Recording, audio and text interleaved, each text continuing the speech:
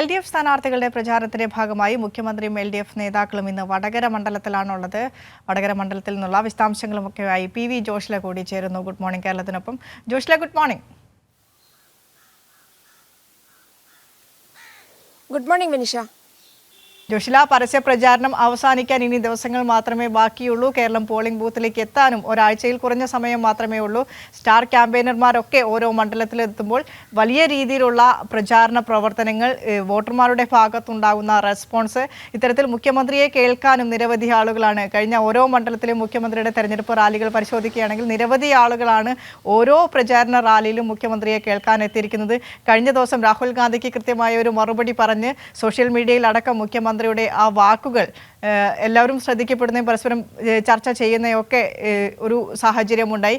രാഷ്ട്രീയ കേരളം ഉറ്റുനോക്കിക്കൊണ്ടിരിക്കുക തന്നെയാണ് മുഖ്യമന്ത്രിക്ക് എന്താണ് പറയാനുള്ളത്. ഇന്ന് മുഖ്യമന്ത്രിയും മറ്റ് LDF നേതാക്കളും വടകര മണ്ഡലത്തിലേക്ക് എത്തുമ്പോൾ ഏതൊക്കെ ഭാഗത്ത് എവിടേക്കാണ് മുഖ്യമന്ത്രിയുടെ പ്രചാരണ യോഗങ്ങൾ നടക്കാനിരിക്കുന്നത്? സമഗ്രമായ വിവരങ്ങളിൽ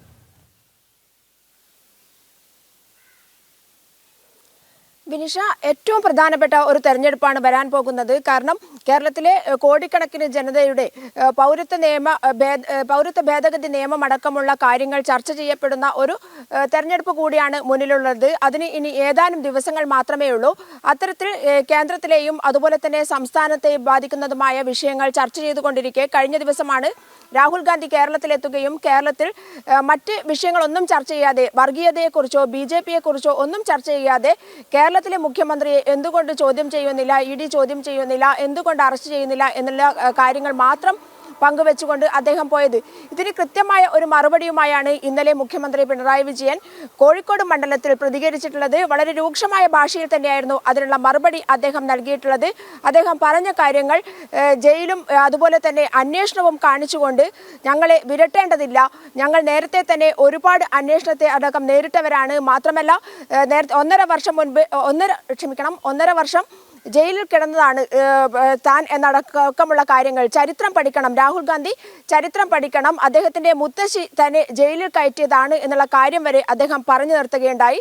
എന്തായാലും ഇന്നും അത്തരത്തിൽ കൃത്യമായ മറുപടികളുമായി, മാത്രമല്ല എന്താണ് ഈ തെരഞ്ഞെടുപ്പ് അഭിമുഖീകരിക്കാൻ പോകുന്ന പ്രധാന വിഷയം എന്നുള്ള കാര്യത്തിലടക്കം, അതുപോലെ തന്നെ പൗരത്വ ഭേദഗതി നിയമം അടക്കമുള്ള കാര്യങ്ങളിൽ നിലപാട് വ്യക്തമാക്കിക്കൊണ്ട് തന്നെയായിരിക്കും മുഖ്യമന്ത്രി മുന്നോട്ട് പോവുക എന്നുള്ളതാണ്. അതുകൊണ്ട് തന്നെ അദ്ദേഹത്തെ കേൾക്കാൻ ഒരുപാട് ആളുകളാണ് എല്ലാ മണ്ഡലത്തിലും എത്തിച്ചേരുന്നത് എന്നുള്ളതാണ്. ഇന്ന് പുറമേരിയിലാണ്, വടകര മണ്ഡലത്തിലെ പുറമേരിയിലാണ് അദ്ദേഹം ജനങ്ങളെ അഭിമുഖീകരിക്കാൻ പോകുന്നത്. അവിടെയും ഒരുപാട് ആളുകൾ എത്തിച്ചേരും എന്ന് തന്നെയാണ് പ്രതീക്ഷിക്കുന്നത്. അതിനുശേഷം കൊയിലാണ്ടിയിലും പാനൂരിലും അദ്ദേഹം പൊതുയോഗങ്ങളിൽ പങ്കെടുക്കും. ശൈലജ ടീച്ചർക്കെതിരെ രൂക്ഷമായ സാമൂഹ്യ മാധ്യമങ്ങൾ വളരെ മോശമായ രീതിയിലുള്ള വിമർശനങ്ങളും അതുപോലെ തന്നെ പോസ്റ്റുകളുമാണ് UDF നേതൃത്വത്തിന് അറിവോട് കൂടി ഇപ്പോൾ പ്രചരിപ്പിച്ചുകൊണ്ടിരിക്കുന്നത്. ഈ പ്രചാരണത്തിനെതിരെ ശൈലജ ടീച്ചർ അടക്കം തെരഞ്ഞെടുപ്പ് കമ്മീഷന് പരാതിയും നൽകിയിട്ടുണ്ട്. ഇപ്പോൾ അതിൻ്റെ ഭാഗമായി തന്നെ പോലീസിൽ നൽകിയ പരാതിയുടെ ഭാഗമായി തന്നെ ഇപ്പോൾ അറസ്റ്റുകളും നടത്തിക്കൊണ്ടിരിക്കുകയാണ്. എന്തായാലും ആ വിഷയമടക്കം ഇന്ന് ഈ മണ്ഡലത്തിൽ, വടകര മണ്ഡലത്തിൽ ചർച്ചയാകും എന്നുള്ളതാണ്. വളരെ മോശമായ രീതിയിൽ വളരെ നിസ്സാരമായ കാര്യങ്ങൾ വെച്ചുകൊണ്ടുള്ള പ്രചാരണ പ്രവർത്തനങ്ങളാണ് UDF ഉന്നയിക്കുന്നത് എന്നുള്ളത് നേരത്തെ തന്നെ LDF ഈ മണ്ഡലത്തിൽ പ്രചാരണം പറഞ്ഞിരുന്നു എന്നുള്ളതാണ്. അതുതന്നെയായിരിക്കും അതുമായി ബന്ധപ്പെട്ടുള്ള കാര്യങ്ങളടക്കം ഇന്ന് മുഖ്യമന്ത്രി മണ്ഡലത്തിൽ വിശദീകരിക്കും എന്നാണ് പ്രതീക്ഷിക്കുന്നത്.